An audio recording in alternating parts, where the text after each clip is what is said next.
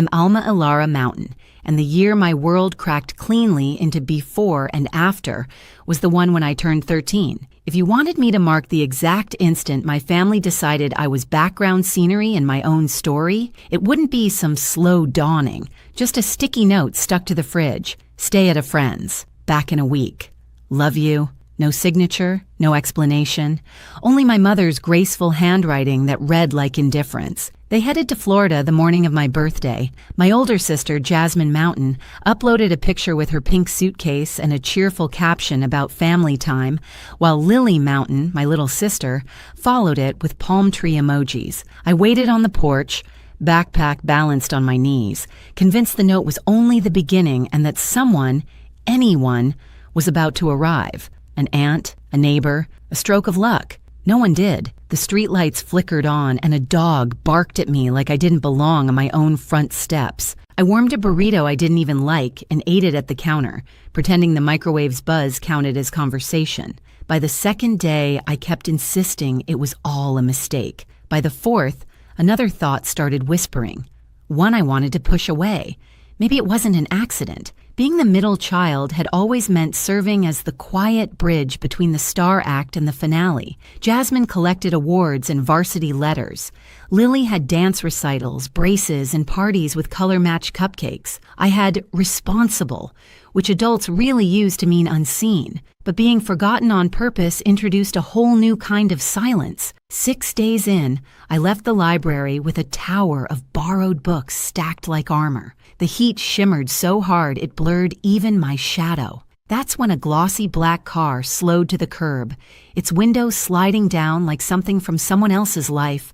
Alma. Surprise in a voice I half recognized. Uncle Richard. The rich one who'd quit family holidays before I could multiply double digits. Mom always called him conceited, which I now understand was her code for he keeps his boundaries. His eyes took in my backpack, sweat-stuck hair, and the tight smile I used as a shield. Why are you out here alone? Where are your parents? Florida, I said. The word felt absurd, like telling him they'd flown to another planet. And you're here. I see, he said under his breath. Whatever followed sounded like a comment I wasn't meant to catch. And then came the words, "Get in.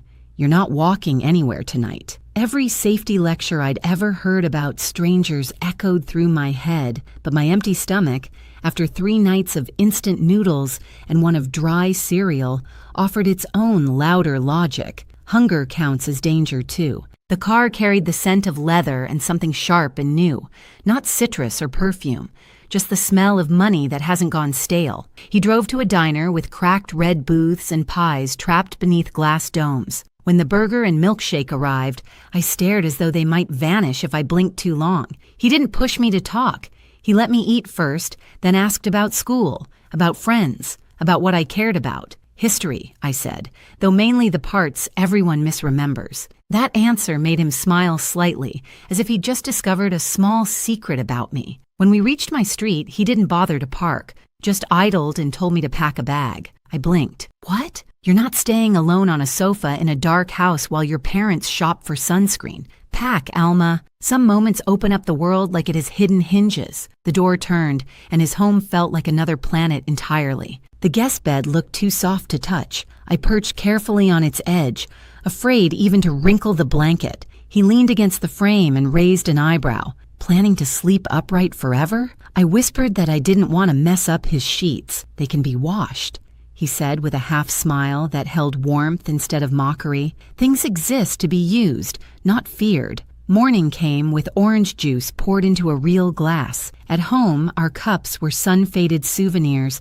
that still smelled faintly of plastic. I held his glass as if it might break from being looked at wrong. It's just juice, not a legal agreement, he teased. Drink. When the teacher asked who would attend my meeting that week, he didn't pause before answering. I will. The calm weight of those 2 words loosened something inside me that had been clenched for months. I didn't know what to do with generosity. When he bought jeans and a sweater, I hid the tags, convinced he'd want to take them back. When he handed me lunch money, I saved it and ate crackers, because spending felt like trespassing. It took 12 days before he found me in the kitchen at midnight, crouched over a cereal box. "Why?" he said from the doorway. "Are you rehearsing to be a raccoon?" I told him I didn't want to take too much. He opened the fridge, scooped pasta into a bowl, warmed it, and pushed it toward me. "If it's in this house, it belongs to everyone who lives here," he said. "That means you, too." I nodded, swallowing against the sting in my throat,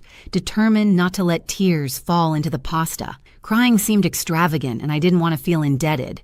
I kept expecting the front door to shake with my parents' arrival, for them to demand I come back like something borrowed too long. But the days kept passing, then weeks.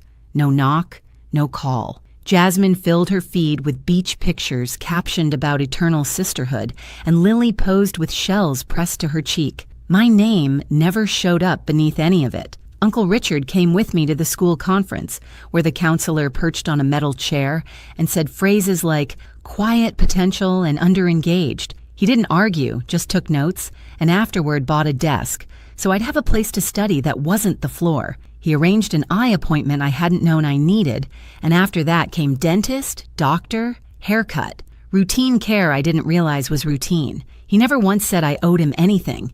He just called it maintenance, as though I was someone worth keeping in working order. At 13, I still pushed limits. One Saturday, I stayed out late with a friend, forgetting to text because I didn't know what counted as curfew. When I tiptoed in around midnight, waiting for the explosion, he handed me a sandwich. "Glad you're alive," he said. "Next time, send a text. Otherwise, I'll assume you're in a ditch and go buy a shovel." The even tone was more disarming than anger.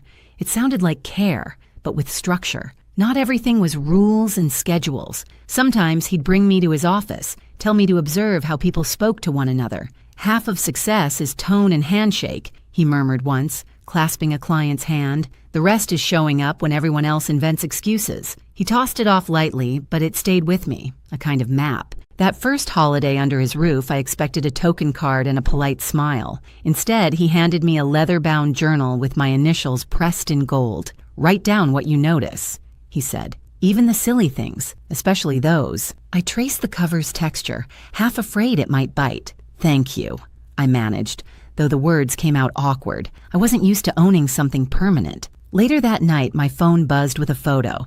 My parents, Jasmine and Lily, in identical pajamas beside a flawless tree. The caption read, "Mountain Traditions." No tag, no message, not even a "we miss you." I stared until the picture blurred into color and light. I glanced down at the journal resting on my lap and flipped open to the first blank sheet. I wrote, "Things here are meant to be used, not feared.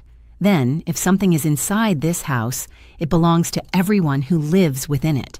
Finally, I added, "I am in this house." The words looked too assertive, like I'd borrowed someone else's courage. Still, when I shut the cover and traced my initials again, something faint stirred inside me, unfamiliar but warm. It wasn't safety, not yet, but maybe the draft of it, drawn in pencil outlines. I didn't know then that the diner booth and this little book would become the hinges that turned everything. Years later, in a place that smelled of leather and law, those pages would be my backbone when others scrambled for footing. For now, I was just 13, curled into sheets that whispered clean instead of weary, starting to learn one impossible truth. I wasn't disposable. I hadn't been forgotten, only misplaced. And someone finally had found my tab and slid me where I belonged. By the time I hit 14, Uncle Richard had reached two conclusions about me. First, my posture was atrocious. Second, under that slouch, I carried promise. He'd tap my shoulder whenever I folded inward. "Stand tall, Alma. You're not punctuation. People believe you more when you look like you already believe yourself." At first, it sounded like a line from a poster, but eventually I started catching myself mid-hunch, straightening up, pretending confidence until it began to feel real. Teachers noticed. I began speaking up, raising my hand, even joining debate club after he bribed me with pizza. At my first competition, my voice wobbled like bad speakers, but I still won, arguing that cats made better pets. When the judge announced it, I spotted Uncle Richard in the back, grinning the quiet kind of grin that said, "See? Told you." At home, he wasn't just a caretaker. He was a collection of lessons disguised as daily life. He never preached about drive or gratitude. He lived them. When I asked for a new phone, he said, "Sounds great. How much have you saved?" I blinked. "None?" Then you'll appreciate it twice as much once you've earned it. So I got my first job bagging groceries. My first paycheck read 73,116, and I waved it like a trophy. He didn't take it, he drove me to the bank instead. Two-part rule, he said. Save half, spend half. That way you can enjoy today without robbing tomorrow. I rolled my eyes back then, but later I'd realized that one sentence was the spine of everything I built. Holidays used to be something I dreaded. Holiday dinners used to feel like theater productions I'd never auditioned for. At Uncle Richard's, Christmas carried a quieter rhythm, but it was full in a truer way. His gifts weren't extravagant, just chosen with care. A gently used copy of To Kill a Mockingbird, a fountain pen that felt substantial in my hand, a scarf he claimed matched my debate face. Meanwhile, my phone buzzed with photos from the mountains. My parents, Jasmine and Lily, posing beside palm trees and tables that looked staged for glossy spreads.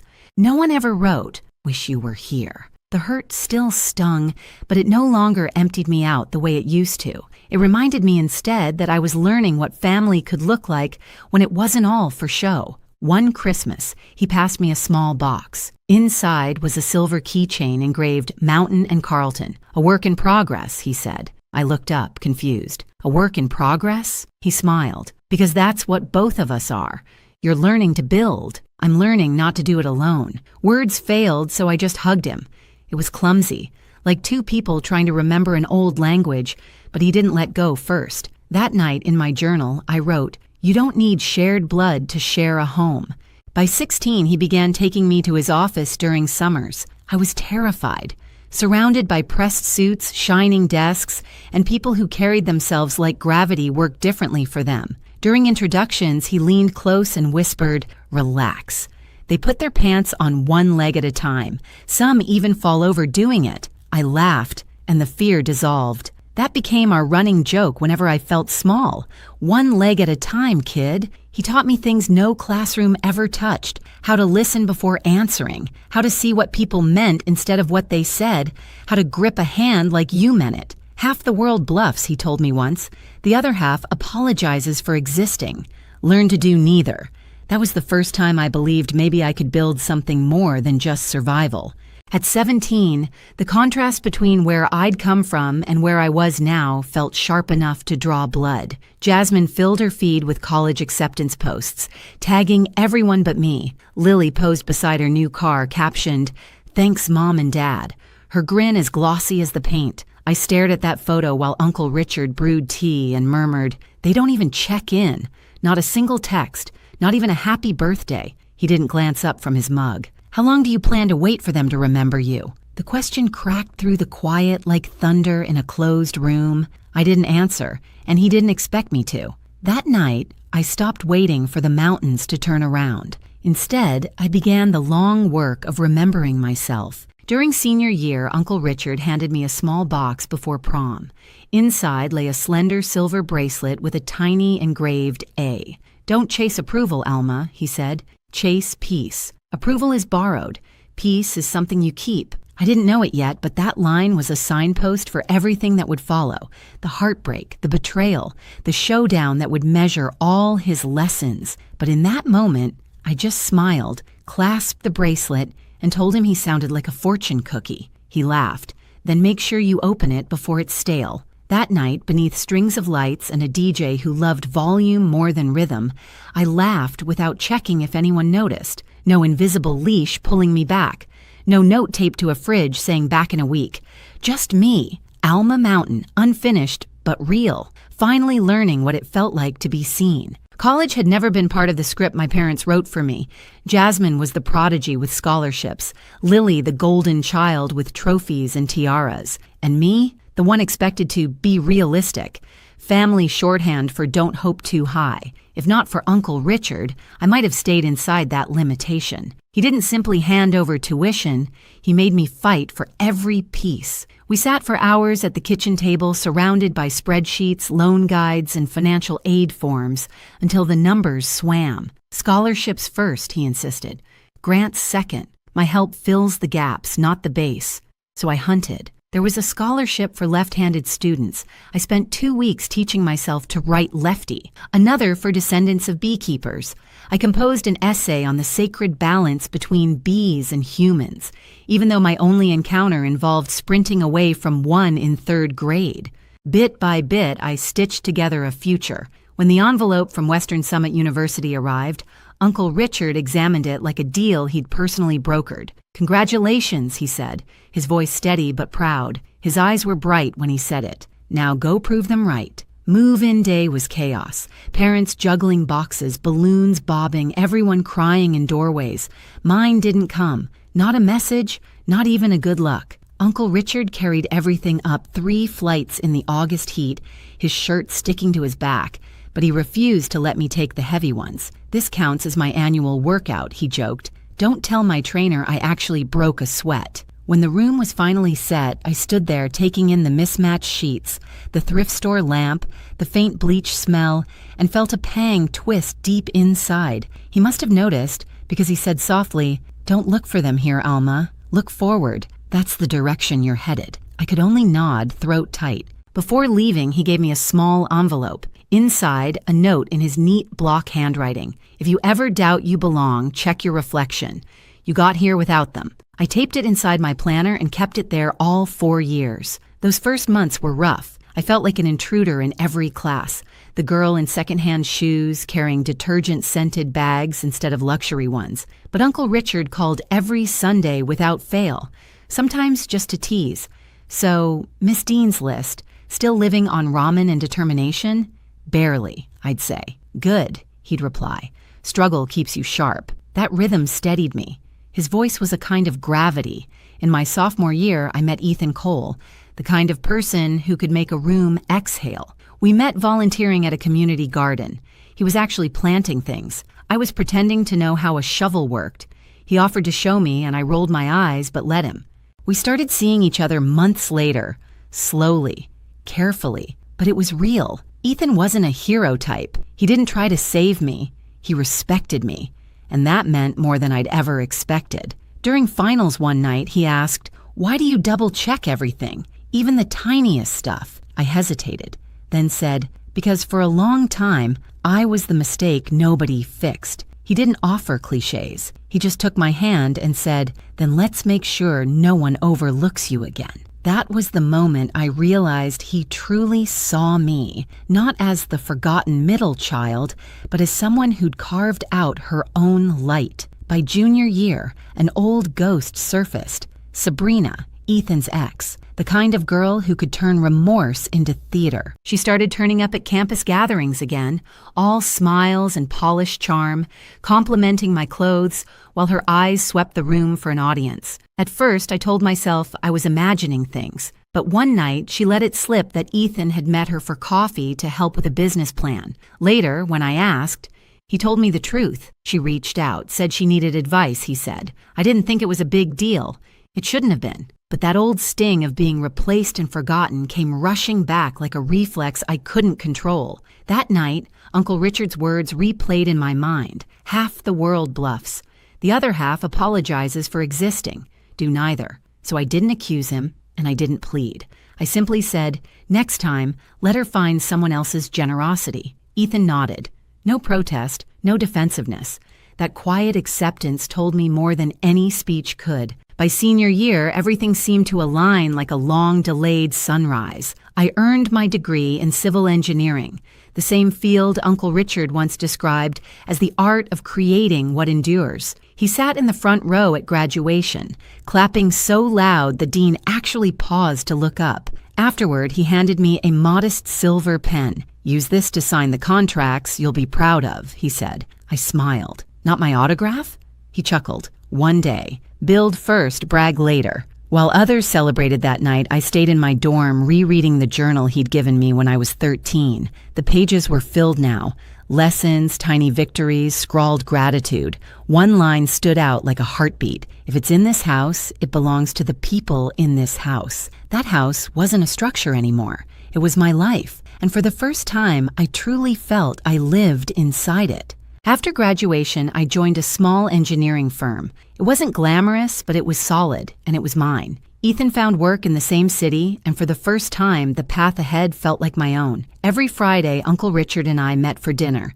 He'd lift his glass of whiskey and tease, "Look at you, Miss Mountain, scaling the ladder without tripping." I'd laugh and say, "Give it time. I still might." What I didn't want to see were the changes, the fatigue in his voice, the way he rubbed his shoulder after lifting grocery bags, the slight pause before remembering a familiar place. I told myself it was just age creeping in. I didn't know it was the quiet overture to everything about to break, because the strongest people don't collapse in one dramatic fall. They fade first, quietly, almost gracefully, until you realize you've been carrying what they used to hold. It began subtly, the kind of change you tell yourself not to analyze.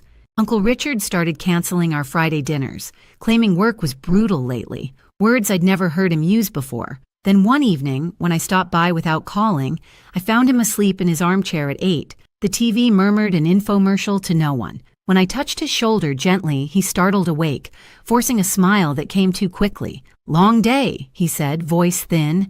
Guess I blinked too long. But the smile stopped short of his eyes. The signs multiplied. Prescription bottles lined the counter. His hand trembled slightly as he poured his coffee. He'd tell the same story twice in one evening. I noticed. He noticed me noticing. And together, we slipped into a quiet pact of denial. He still checked in on me. Calm, steady, the same way he always had when I was learning to build a life from the ruins. "You're doing well at work," he told me once after I vented about a difficult client. "Just remember, jobs replace you in a week. People won't if you choose the right ones." That line struck deeper than any performance review. I didn't realize it was his way of preparing me for a world where he might not be there to say it. Months went by. My career gained traction. My footing felt firm. Ethan and I found a rhythm that worked. His marketing job, my engineering projects, both of us steady. But every time Richard brushed off a cough or waved away my concern, that steadiness cracked a little more. Then the day came. A Tuesday. The phone rang. A shaking voice on the line. "Ms. Mountain, this is Grace from Mr. Carlton's office. He collapsed during a meeting. They've taken him to St. Luke's Hospital." The drive blurred. Just streaks of red lights and the drumbeat of my heart in my hands. When I finally reached his room, he looked impossibly small against all that white. Still, when he saw me, he managed a crooked grin. "Don't look so grim," he rasped. "Told them I wanted a free night's stay. 5-star if you ignore the food." I tried to laugh, but my throat burned. "You scared me," I whispered. He shrugged faintly. "First time for everything." Then, softer still. "Sit, kid." He waited until the room settled into stillness, just the quiet pulse of machines and the soft shuffle of footsteps somewhere beyond the door. "You know," he said, his voice raspier than I'd ever heard it, "I always thought your dad would be the one teaching you these things. How to stand tall, manage money, argue without raising your voice, but I'm glad it turned out to be me." "Don't talk like that," I whispered. "Like what? Like you're—" I couldn't finish. He gave that half smile again, the one that carried more comfort than words ever could. "Honest?" he said, taking my hand, a rare gesture from him. "You've exceeded every single expectation anyone ever had for you, Alma. Just remember one thing." "What's that?" "You're not the extra piece. You never were." My vision blurred, and I blinked fast, unwilling to let tears win. He caught the effort and smirked faintly. "If you get these sheets wet, you're paying the dry cleaning bill." I laughed, and the sound cracked halfway through. But for a heartbeat, it felt like the world had returned to normal. He stayed in the hospital a few nights, then came home, slower now, quieter, still pretending nothing had changed. We never brought up the scare again, but both of us knew something invisible had shifted between us. That final Christmas, he gave me a box wrapped in gold. Inside was the same leather journal he'd given me when I was 13, only now it wasn't blank. Every page was filled. Short notes, advice, jokes, rough sketches, even taped restaurant receipts with scribbles like "Best Burger of 2014, still not worth the calories." The last page made me stop breathing for a second. His handwriting trembled, but stayed legible. "If they ever try to erase you again, remember this. You've already written your own chapter." I looked up, throat tight. "You've been writing in this all these years?" He shrugged. "Couldn't let you keep all the good lines for yourself." I leaned in and hugged him. "Not a careful one. a real one. He chuckled, murmuring, "Easy, you'll break a rib." But I held on a little longer, because something in me knew it was the last time I'd hear that laugh in the same room. When the call came months later, I didn't pick up right away. It was early, the world still half asleep. The phone buzzed again, then a third time. On the other end, Grace's voice cracked. "Ms. Mountain, I'm so sorry. Richard passed away in his sleep this morning." The world went soundless, as if someone had turned life's volume all the way down. I sat frozen on the edge of my bed, phone still clutched in my hand, staring at the wall as if sheer focus could force the world back into order. He was supposed to be okay. He was supposed to keep cracking jokes about aging and cholesterol, not disappear overnight. The following days dissolved into a blur.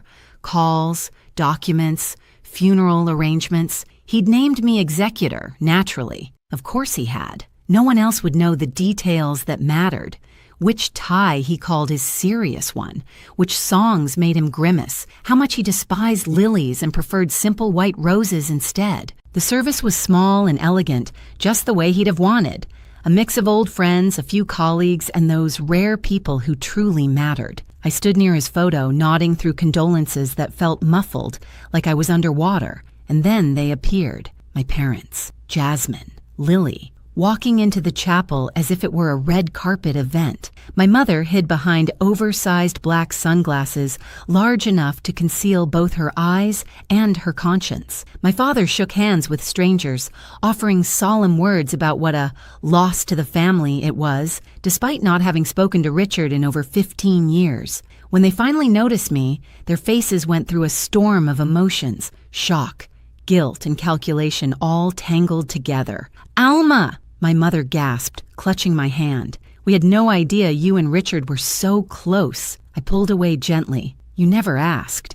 My father cleared his throat, slipping into his practiced tone, the one he used for church speeches and business deals. "Your uncle was an extraordinary man, generous, successful, always a part of the family." That last word almost made me laugh out loud. Family. Jasmine's voice chimed in. Sugar over steel. "So, do you know when the will reading is? I mean, Uncle Richard was comfortable." Lily gave an exaggerated sigh, adjusting her pearl earrings. "I just hope he wanted us to keep the family legacy together. The house, the cars, all that." For a second, I wondered if I was dreaming or trapped in some cruel play. He hadn't even been buried yet, and they were already circling the inheritance like scavengers scenting fresh spoil. I didn't bother responding. I simply turned and walked away. Within a week, the flood began. Texts, voicemails, social media requests, my mother's voice oozing false warmth. "Honey, we really should reconnect. Family is all we have." Then a message from Jasmine slid into my DMS. "We should talk about estate matters soon," Jasmine wrote, while Lily sent an emoji that tried to make grief look fashionable. Not long after, Uncle Richard's attorney, Mr. Halpern, called. "The will reading is scheduled for Monday morning," he said. "It may be eventful. Your uncle was very specific about what he wanted." I smiled faintly, fingertips grazing the worn edge of my journal. "If they ever try to erase you again." They were about to find out what happens when you confuse quiet with weakness, and I was about to keep my promise to myself and to the man who taught me how to stand tall. The law office smelled of leather, old money, and the faint satisfaction of justice. Heavy curtains, dark wood furniture, chairs that forced perfect posture. The air carried that hush where every breath felt like testimony. Mr. Halpern sat at the head of a long mahogany table. My family lined the opposite side. My parents, Jasmine and Lily, wrapped in expensive mourning. My mother dabbed at invisible tears with designer tissues. My father folded his hands like a preacher ready for donations. Jasmine's phone kept glowing beneath the table, and Lily leaned close to whisper, "Do you think he left us the house?" I sat across from them, journal resting on my lap, heart steady, a plain black dress. No statement jewelry, no armor. I didn't need any. Halpern cleared his throat. "We are here to review the last will and testament of Richard Carleton." His tone was precise, deliberate. He began with the usual. Debts settled, small donations to charities, gifts to long-term staff. My family fidgeted, trying to look patient, practically vibrating with greed. Then he turned a page, regarding the remainder of Mr. Carlton's estate. Jasmine leaned forward, diamonds catching the light. Lily clasped her hands like she was waiting for divine favor. My father glanced at me, a smirk flickering, half pity, half warning. Halpern read slowly, each word crisp as glass. To my estranged relatives who remembered me only when my bank balance suited their needs, I leave nothing. The silence split the room. My mother gasped. Jasmine's mouth fell open. Lily blinked, stunned. "He's joking, right?"